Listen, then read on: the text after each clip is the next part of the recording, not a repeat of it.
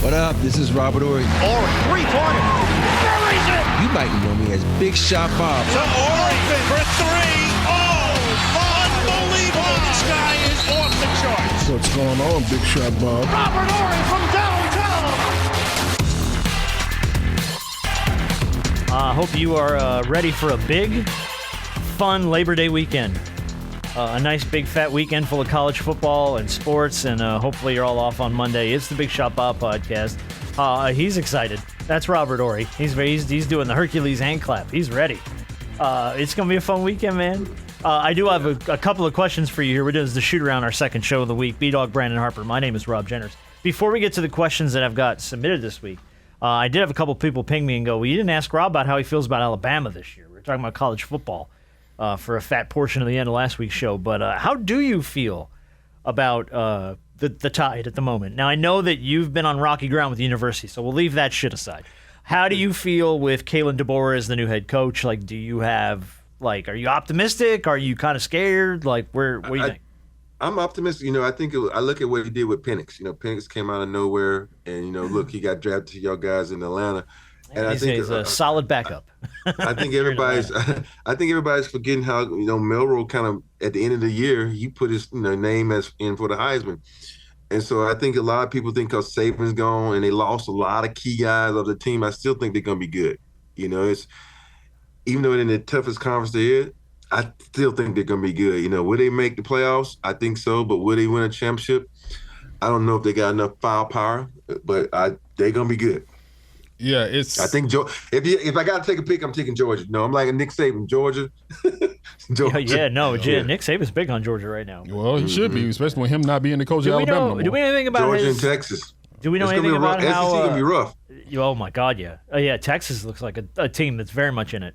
Do we know anything about his recruiting style? I don't know anything about how he recruits. He recruits well. Does he? He recruited well when he was at Washington. Yeah. And I imagine that's a tough recruit for Washington. You know what I mean? Yeah, they were a name last year, but they haven't been very a big prominent program. So that's a tougher recruiting job, I don't know. But I think with him though, he's been known to turn 3 stars into 5 stars, and that's what you got to do because sometimes 5 stars don't work as hard as the 3 stars because they want it a little more. Yeah. So I think for him, he can. The Alabama brand was known for making people go above and beyond what they normally do, and I think he's continuing that from what I can see and what I can hear. I look forward to what he's going to do with Jalen Milroe, the quarterback, because if it's any indication, what he was able to, help do and improve with Michael Penix up in Washington, then I'm going to look forward to see what he's going to be able to do with Jalen Milroe. Hey, I just saw this the other day. I didn't hear about it when God, I can't remember the guy who went to Alabama who's on ESPN when he was talking about Melrose, his Lank shirt is L-A-N-K. Yeah. They were doing a whole piece on that on ESPN. Of course they were. They got shit else to talk about? Yeah. Up. Let a naysayer know. Yeah, that's exactly what it means. I watched that John live and I'm sitting there rolling. All right. I had never seen it before. Yep. Mm-hmm. No. They did a whole thing on it. I have to issue a bit of an apology here. I walked out of my studio the other day, and something smelled amazingly delicious in the kitchen. So I turned the corner of the kitchen, was like, Derek, what are you eating? And he's like, oh, it's like shredded pork and mashed potatoes or something. It smelled amazing. And he's like, yeah, it's one of these Factor meals. And I was like, son of a bitch, we just started working with Factor. It's part of the show now. They just started working with Rob. And he's like, oh, it's great. And then an hour later, Harper comes in the studio. Hey, are we working with Factor now? Oh, yeah, I've been ordering Factor meals for years. I have. So I apologize, Factor. I was not familiar with your game. I'm going to give you the Shaq apology. I was not familiar with your game. Factor Harper, am very familiar with your game. The times I come to the studio, I've been missing out? Apparently, yes. Apparently, everybody here has got hooked up with Factor. So now we're late to the show.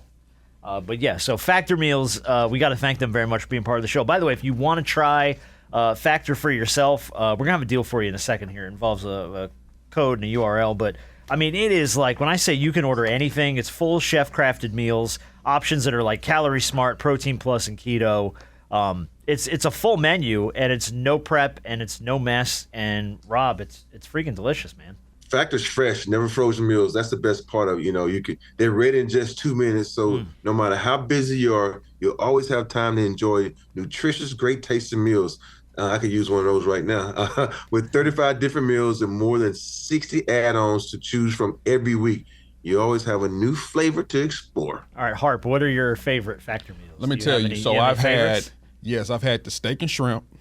Oh, that sounds good. I've had it is like I want to say it's more like a pork belly and mashed potatoes. Oh.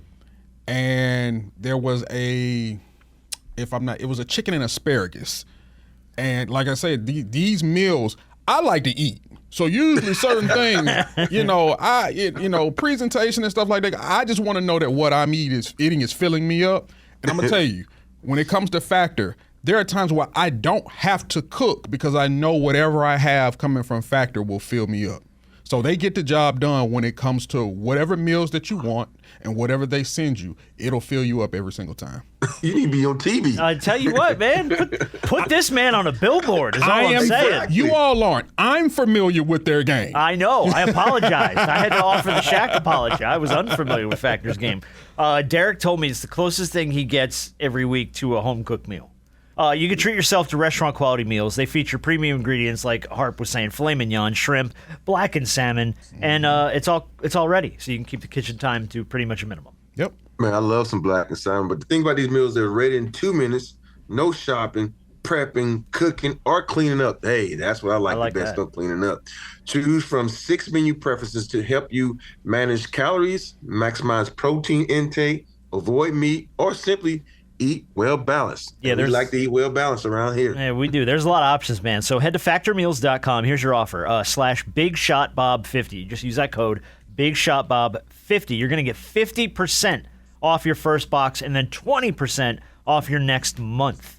So you can try this, 50% off the first box, 20% off the next month. And I'm telling you, you're probably not going to cancel it for nothing because it's amazing. The code's BigShotBob50 at factormeals.com.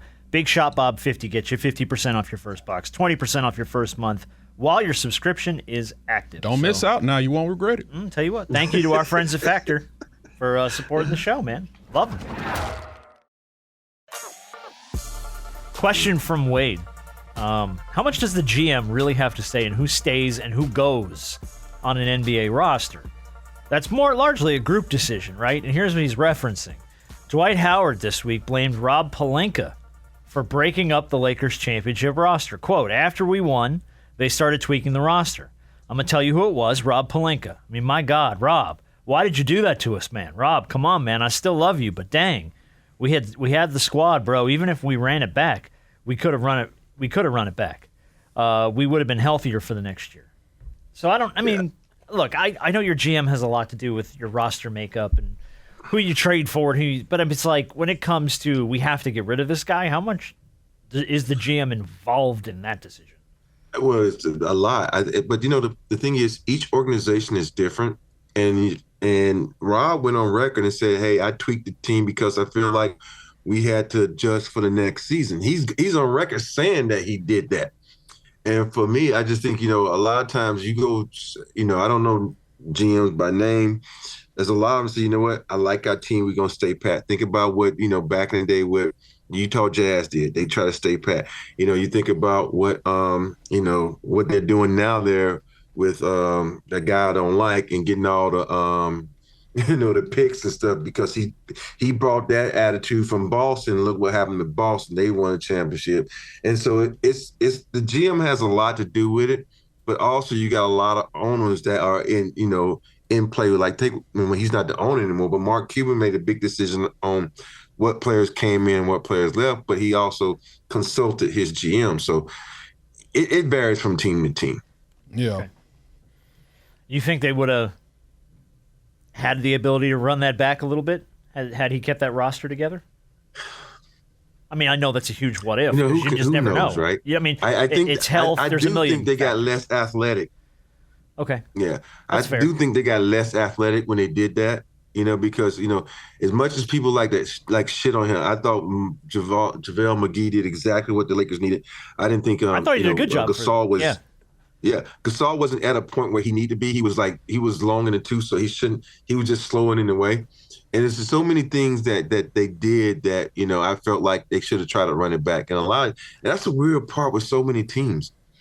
You win you run it back, get the guys opportunity, and that's where I get a lot of respect for a lot of teams. You know what was right there? Run it back, so yeah.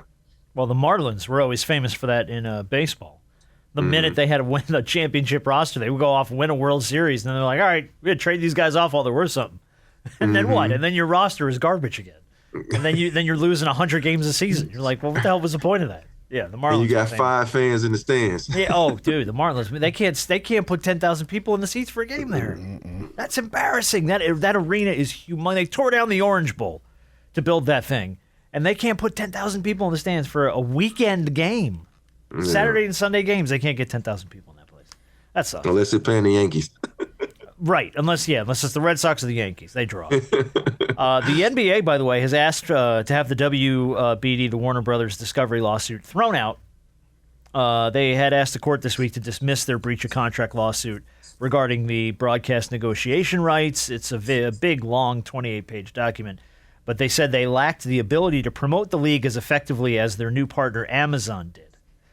So basically, that was a humongous part. So even if the dollars are the same, they're basically arguing that the presence, the promotion, the reach, that's all Amazon offers them a lot more. So they're asking, NBA wants it thrown out. I call BS. How so? I would just want the NBA to come out and say, and they won't come out and say it. This is a future play. This is not a current play because they know that every time it's time to re-up, Amazon is never going to have a problem paying whatever they need, the NBA wants them to pay to re-up to have the rights to the league. This isn't, and maybe they may have a little bit more reach when it comes to sponsorship and stuff, but inside the NBA itself is revered by everybody. Yeah, but the NBA doesn't care about that. But well, see, that's the thing. Like to say it doesn't. They lack promotional efforts or whatever. I don't necessarily believe that that's fully true, because there would be. I mean, a lot of people would tune in to Warner and Inside the NBA and watch those games because of Inside the NBA. If you took Inside the NBA out, people wouldn't be watching. People wouldn't be watching games on Warner. Here's my counter to you, and we'll let Rob talk. Sorry, it's his show. But here's my counter to you, though. How many people still have traditional cable packages? That's true. I mean, we're in an era now where it's like if you have a Turner channel, you probably have it through a streaming service like a YouTube TV or I can't think of any of the other ones, but there's a bunch of other ones out there where you can buy like a small package of network TV. But like, I mean, I joke with my wife all the time. We're dinosaurs. We have DirecTV. I'm like, you know how many people come to our house and they're just like, they marvel at it like it's a relic of the past. They're like, you have a DirecTV remote in here? I'm like, yeah, we got a satellite dish outside. They're like, oh. I mean, like it doesn't exist anymore. Everybody streams everything. Yeah. So I feel like it's just more about, like you said, Harp, it's a future play. It's this is where everyone gets their content. So why wouldn't we want to be there? You know, I'm gonna take a step even further because basketball is what? International. It's worldwide.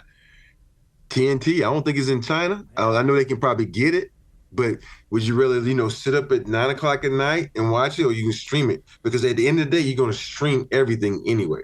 So in the NBA, from David Stern, is all about going international, being worldwide. Yep. And for me, it's a step, I agree with you, Harp. It's a step into, you got to think about the future.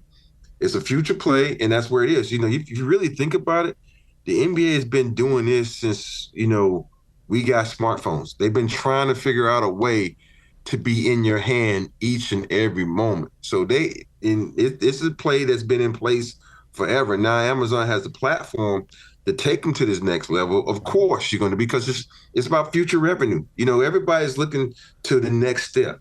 No matter what business you're in, you might be in today's, but you think about tomorrow's game plan to make you a better organization and a better platform. So yeah, Amazon can take them there. Yeah, it's true. I ordered NBA games on Amazon from China. I got G League games. So It's always something. It's always like a tear down. You know what I mean? It's always like, I thought I was getting the Lakers. I was getting the University of North Carolina Banana Slugs instead. Son of a bitch. All right, question from David for Robert Horry. I have a piece of audio with this one, too. Chet Holmgren was on Podcast P, and he had his welcome to the NBA moment. And I wanted to play you the audio because it was against Andre Drummond. My welcome to the NBA moment in the game was I got stripped by Drummond, and then he made me fall on the fast break. That was my first game. And I was so salty after the game, too. I got asked about it being my welcome to the NBA moment, and I didn't want to say yes. But, like, now looking back, it's like, it's kind of funny now. It's just like, damn, bro. That's the moment. So he had his welcome to the NBA moment. Andre Drummond stripped him and then made him fall down on the fast break. And like, did you have a welcome to the NBA moment from David? I've had a bunch of welcome to the NBA Like, but moments. like that one that stood out. Like, damn, this is not Alabama. Like, oh, geez, this is a different beast. I think, mine is kind of different where, in Alabama, you could just take off on motherfuckers and dunk on people. I think my welcome to the NBA moment is kind of a combination where I tried to dunk on Mark Eaton. God rest his soul. I tried to dunk on Mark Eaton. He did that little hip thing that he was famous for. And I hit the ground and I'm looking at the ref like, that's a foul. He says, young fella, you new to this league and you're going to get stronger. So that was my welcome to the The ref dunked on was you. like saying, you got to get stronger, young fella, and ran down the other end of the court and left me there. So He patted on your little head, so that's adorable. Look at you looking for fouls. How cute you are. Yeah. Oh, that's funny. That's funny. I think I told this other, but it's just like my best NBA moment where you really realize, like, we were playing the Bulls, and Michael Jordan. This is when they were trying to put an emphasis on traveling. I wish they'd do that now. He made a move, and then they called traveling. Play later, I did the same thing, and they called traveling. And he walking down here, he says, "Young fella, if they call traveling on me, damn sure they're gonna call traveling on you." Yeah. Oh, that's awesome. And the part of me, I'm mad as hell they called travel because I didn't travel right. I'm mad, and all of a sudden Michael Jordan's talking. You're like, damn, Michael Jordan talking to me. Oh shit, that is great. But dude. you gotta play like you gotta play it cool. Hey, fuck that, I ain't travel. But inside the head, I'm like, Michael Jordan talking to me. That's awesome. If they didn't call it on me, they sure shit ain't giving you it. Oh, that's great, dude. That is awesome. All right, question from Hayden. I saw the story this week where Adam Sandler was out playing hoops in a New York City neighborhood. I guess he was just out hooping with like neighborhood kids. He can hoop. No, he does plays it a all the lot. time. Yeah, he plays a lot. He does play a lot in New York City with like neighborhood kids and stuff. Hayden wants to know who's the coolest celebrity you ever got to hoop with. Celebrity? Yeah, that's what he asked. It's weird. Speaking of Adam Sandler, he hoops at the gym that I hoop at in Glendale. He goes there and hoops sometimes. So it's funny that he just goes from gym to gym, just pops up. But I think that I'm coolest celebrity. Shit. I don't really. You really haven't had a lot of man. opportunity to play with a lot of celebs, or. I mean, No, obviously, it's like, you play with the biggest people in the world, so yeah. It's not like, So- I get it. Yeah, I get what you're saying. Yeah. I think probably was, probably one of those NBA All-Star games where we got to hoop with some people, but I can't, Justin Bieber was, I guess you can call him That's the fun. coolest, but he was young then. He wasn't really blown up as he is now. Baby yeah. boy back then. Yeah, I will tell you that Adam Sandler is one of the coolest people on the planet. Yeah. Just in general. Internally nice man, very giving of his time. I was out with a college girlfriend. I went to FAU in Boca, and Adam's parents lived in Boca Raton, Florida. Mm-hmm. And my girlfriend at the time and I were out having lunch, and he's at this deli. There was a deli down the street from FAU that was like an old Jewish deli. The college kids did not go to it. But my roommate was like, dude, they got the best sandwiches. And I was like, you're kidding. So we were the only two college kids in the whole place. And he's in there having lunch with his parents. None of the old folks in the place know who he is or care who he is. And this is at the height of Adam Sandler's fame. And he sees the two of us, and he's like, shit. Like, of all the places, I got like one Jewish deli with two young kids. And they are obviously, they know. So I had the waitress. I was like, I don't want to interrupt him eating with his family. Can you bring him like a check or something, just ask him for an autograph or something? So she brought it over, and he took it from the waitress, and he got up and he came over and he sat down with us. Oh, wow. And Seriously? he came over to our table and he goes, I just want to say thank you for not coming over and interrupting my dinner with my parents. I was very classy. I appreciate. What are your names? It was Rob. It was Christina. Like, Rob and Christina are the coolest. Adam Sandler took a quick picture with us and was out, and then finished up his dinner with his or lunch with his parents and bounced. But what a nice dude, man. And we've had him on other podcasts and stuff and talked to him a bunch of times. But an incredibly nice man. That's my Adam Sandler story. Wow. Did he remember that story? Hell no. Why would he remember that? It was just a random lunch with his folks. But I thought that was super cool that he was like, hey, I appreciate you not interrupting my lunch. What are your names? Can I do an autograph and a picture? All that stuff. So very cool of him. This was, I think, when Big Daddy was in theaters. So he was he was a star at the time. Yeah. Did you see the Six Flags ride that got stuck up in the air? Yeah, I saw that. Is that the one in Mexico? The one in Mexico, they had the swinging, like the twirling swings, whatever the hell that ride is called, where they put you on the swings and spin you 250 feet up in the air. It got stuck in the middle of a storm. Yep. And these people are dangling 250 feet up on this thing and swing in a rainstorm, and they're getting whooped. And I can't. First of all, why are you dumbass getting on a ride in damn storm? Well, you don't know it's going to break down. No, I would but imagine if they let me on it, that it's okay to be up there, clearly. No, but I question that too, because if it's a rainstorm and you're putting me in the air, which most of these rides are, I'm not getting on that ride. Go home if it's raining. Hey, what are you doing? That thing spins you around. You know how hard how rain comes down and how that hurts? It's going to feel like hail. That's like getting hit in the head with rocks. Yeah. No thanks. I'm good. But then they had to sit there in the middle of this storm and just get like whooped around for I don't know how many, but 15 minutes or whatever it was. How long were they up there? I think it was like 10 or 15 minutes. That's a long time. But I mean, when you see the video though, it is terrifying how high up they are. Terrifying how high up. I'm gonna let y'all in a little secret. I don't do rides like that. I don't do roller coasters. I don't do. You don't do roller coasters at all? No. Well, hell, you can't fit. That's true. But I don't do it. Yeah, this is true. They had, that we was in Dubai, and they had that one roller coaster that goes like, I think like it's like supposed to be one of the fastest in the world. Candace was trying to get me on that thing. I'm like, no, sirree. She did it, and she's like, "Oh hell no, I'll never do it again." I'll never do it. That shit was so fucking fast. You know, the only roller coasters I don't like are the ones that have like the 90-degree drop. Like I'll ride any other roller coaster, that's fine, but they got some that'll like crank you up to the top and then just sit you there. Yeah. And like hang you over the edge for 3-4 seconds while they're waiting to drop you 90 degrees straight down. I'm like, no, I'm good. Yep. That one I don't need. Any other one I'm fine. Because you're up, you're down, it's fast, it's over. You gonna mess around and have some bodily fluids come out you ain't know existed. Okay. We are talking about roller coasters, right? I lost track. Okay. It was up, it was down, it was quick over, body fluids. I was like, okay, yeah. Making sure we're still talking about roller coasters. Yeah, we are still talking about roller coasters. Okay, thank you. All right, last thing we'll do, and we'll wrap up shoot around and wrap up the week for you guys. Appreciate your time as always, and we like having you with us. Always. If you ever have a question, we're at Big Shot Bob Pod, just all over the place. Kick them over. We'll get them onto the show. Last question was, last topic I should say, is the NBA 2K25 ratings officially released this week. So I wanted to see if you guys can guess who's the top 20 rated players. This is NBA? In the NBA 2K25 ratings. Oh. I know the highest rated is Joker. And actually, there's a tie at the top. For 3 guys are tied for the highest rating. Joker is one of them at 97. LeBron. LeBron is number 6 at 95.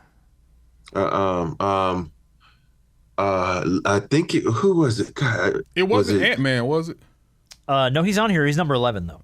94. I think it might be. I think it was Greek Freak. It was Greek Freak. That was one of the other 2 guys at the top, 3 guys at the top. So it was Jokic, Giannis. Who was the other one? Because we just there was a third one that had a 97 rating. Is it Tatum? No, it's not Tatum. He's number 8. He had 95. Oh, it was Luka. It was Luka Doncic. Very good. I was wondering if you were going to be able to pull that or not, because I don't know if I would have picked him as a. Yeah, because I think they were. Oh yeah, now I remember. They was complaining about the top 3 players aren't even from America. Oh, that's true. Yeah, that's right. Yeah, Jokic, Luka, and Giannis. Because Steph wasn't high enough. LeBron wasn't hot. AD wasn't hot. And it was just LeBron and about how Steph guys- are tied at 6 and 7 at 95. Yeah, right. And 8 is Tatum at 95 as well. Mm-hmm. Number 4 and number 5. Any guesses?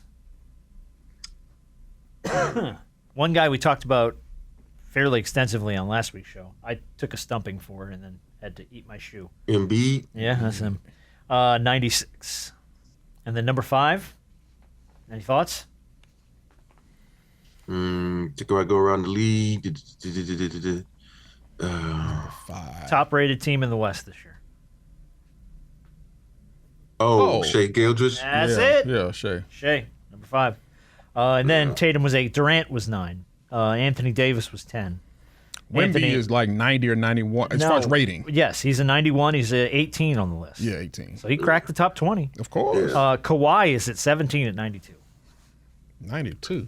Yeah, because it was. But was if a you lot pick of people- Kawhi, he automatically sits out 5 games for your team. So it's like it's a tough Yeah, bet. that 92 ain't his rating. That's his age. That's his body age. Yeah, he's been carbon dated by the NBA scorekeepers. Kyrie was on here, 16. He had a 92. Jaylen Brown had a 92. Donovan Mitchell had a 92. Devin Booker and Jalen Brunson both had 93s. And then rounding out your list, 19 was Tyrese Halliburton at 90 and Ja Morant at 90. A name we haven't talked forget about about him. because we forgot because he been out for a minute. You talking about a guy that's got a lot to prove. Oh, my goodness. My God. Let's hope his revenge tour lasts more than a game because he's got a. Was he's Jalen got Brunson not a 90? I don't know. Jalen Brunson was like a 93. Hang on. Yeah, he was up there. He was up there? Okay. Yeah. Okay. 14 or something? Jalen Brunson, 13 with a 93. Yeah. Him and Booker both had 93s, and Ant-Man. So, yeah, I mean, I guess I agree with that. I don't feel like anybody was left off that list. I feel like that's pretty fair, but it's always interesting to watch guys get all sensitive about their 2K ratings. So I know it, right? That It's just just the makes most me laugh. amazing thing ever. I'm like, hey, as long as that check clear, I don't give a care. I got 80, 70, 90. my avatar's on the bench, and I got paid. I don't care. By the way, I'm pissed off because we just got our licensing check the other day, and it wasn't big as it used to be Licensing check for what? from the NBA. Oh, 'Cause, from we need- okay. Yeah, we need. Hey, I need to go to Ronnie 2K. I need to see how many 2Ks were sold because our check was a little light, Ronnie. Can we get Ronnie 2K on the show? You think he would come on the show? I asked him. I'm sending him a text right now. Ask him if he'd come on. I'd be interested to pick his brain because I mean he's Okay. obviously with all the stuff that we talk about and how closely we kind of follow the league and players and stuff. I'm Yeah. curious what goes into that whole behind the scenes deal of how they rate these guys, what they pull from, all that stuff. That's interesting. All right, cool. All right, thanks, man. Enjoy Well, thank H-Town. you guys. Have a hell of a Appreciate it. Labor Day weekend, bud. You too. I'm coming to the barbecue at your house. Oh shit, we got to buy more food. Damn. All right.